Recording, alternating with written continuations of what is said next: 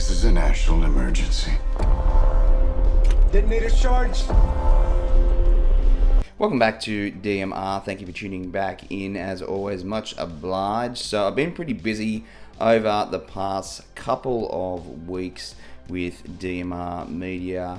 Few jobs here and there, so it's going quite well at the moment. So I've got some catching up to do in terms of movie reviews from where it all started. So the film that I'm going to be reviewing today is none other than the long anticipated Oppenheimer from Christopher Nolan, one of my favorite directors, starring Cillian Murphy, Matt Damon, Robert Downey Jr., Emily Blunt. The list is absolutely huge in terms of the people that are in this movie, so I'm not going to name all of them.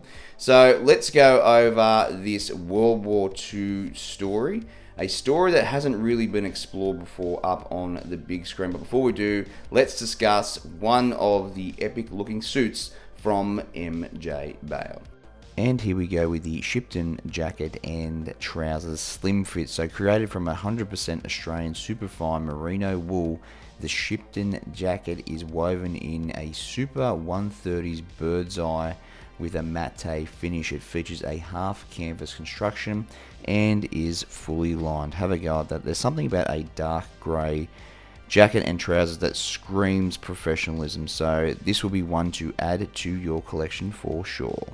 So we've got Oppenheimer, played by Cillian Murphy. So this movie basically takes place in three stages, I feel. So we've got the up-and-coming scientist, we've got the lead-up to World War II and the making of the atomic bomb, and then we've got post-World War II and basically what happens to Oppenheimer throughout his journey with this huge task that he's been given during World War II, which is the race against Germany to a nuclear bomb, and basically to see what happens with the outcome of World War II. Of course, we all know the story that after Hitler's death, Japan basically would not surrender, so the Americans basically dropped not one, but two atomic bombs on Hiroshima and Nagasaki, ending World War II for good. So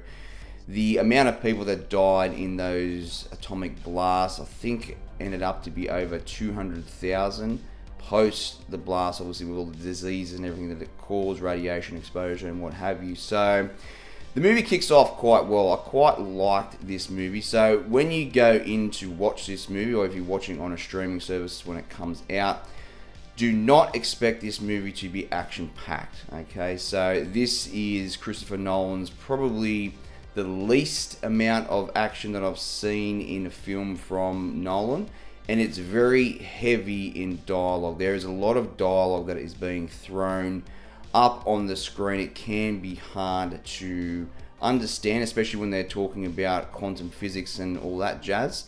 But if you really listen to it, it's a very interesting story.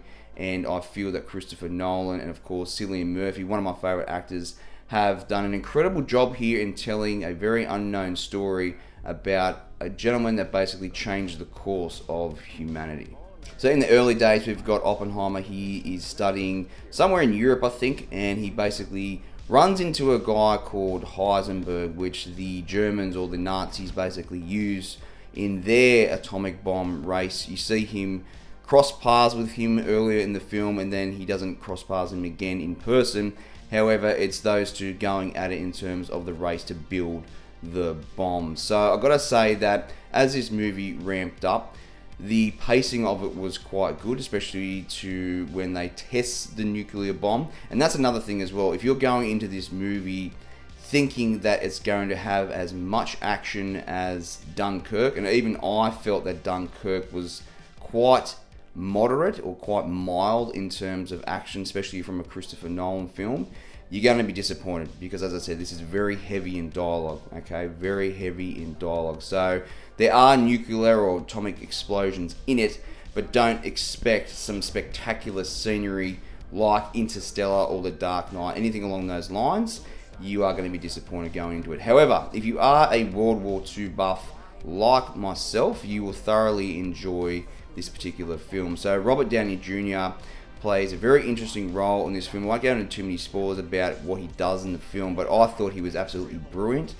He himself, Robert Downey Jr., has basically said it's the best movie that he's been in, and that says a lot, obviously, coming out of all the Marvel movies. There's Iron Man and Infinity War, Endgame, all that jazz. Yes, they're comic book hero movies, but I felt that Robert Downey Jr. probably really delved deep into the role of the gentleman that he is playing this particular film. Matt Damon is also very good. I think he's a colonel, basically pushing along Oppenheimer for the race towards the atomic bomb and all the testings and all that. They basically have to build a town right out in the desert and have all the scientists basically go there hammer and tong with this race to basically win World War II. So a lot of people play very good roles in this movie. You've also got Emily Blunt playing Oppenheimer's wife. She's brilliant in this film. She's very, very good. So a lot of the performances are probably Oscar worthy in this particular film. I don't know how they'll go on the night.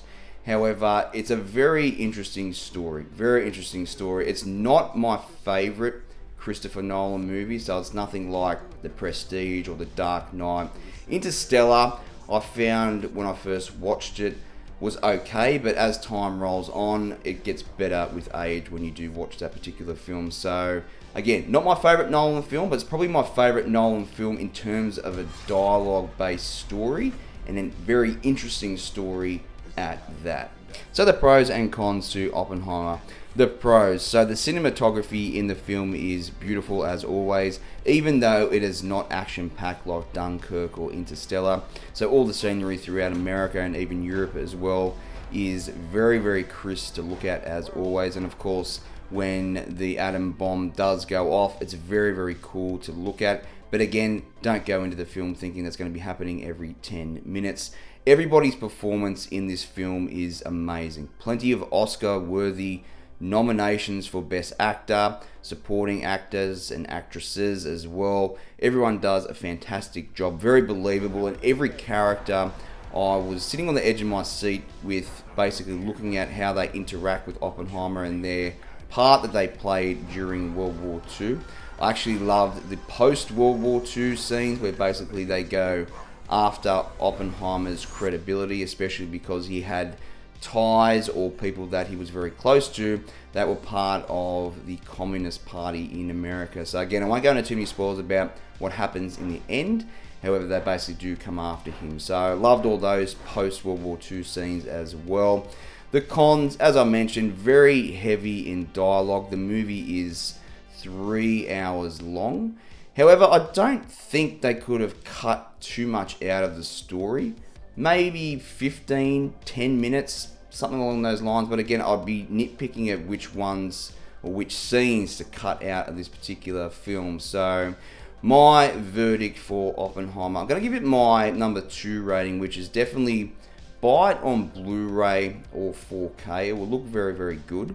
However, I had to go and see this at the movies because I'm at World War II buff, but I thoroughly enjoyed it. But I can understand why people wouldn't, because if they're going into this film expecting a classic Nolan film, which is going to blow your mind in terms of what you see up on the film, people may be disappointed. So a lot of the graphics and whatnot are basically shot up in the trailer that you do see when you jump on YouTube. And apparently this film was filmed in 2 months, which is ridiculous for a Nolan film. I don't know how much accuracy is behind that. I did see that up on social media at one point. And no CGI. No CGI for any of the bombs that go off in this particular film. He created that all himself using different types of explosives. So again, a fantastic Nolan film. Not my best, but definitely go and check it out. If you do miss it, definitely watch it on a Friday night, paying for it via rental, or get it on Blu-ray or 4K when it comes out. So thank you for tuning in to my review for Oppenheimer. It was pretty funny to see when Barbie came out as well. Barbieheimer, some of the memes I did see online. Very, very funny stuff. Barbie's actually made over $1 billion. I heard the story. One particular review was very, very bad, but each to their own, I suppose. So again, thanks for tuning in, and as always, laters on the Menjay. 6, 5, 4, 3. Truman needs to know what's next. 2, What's next? What?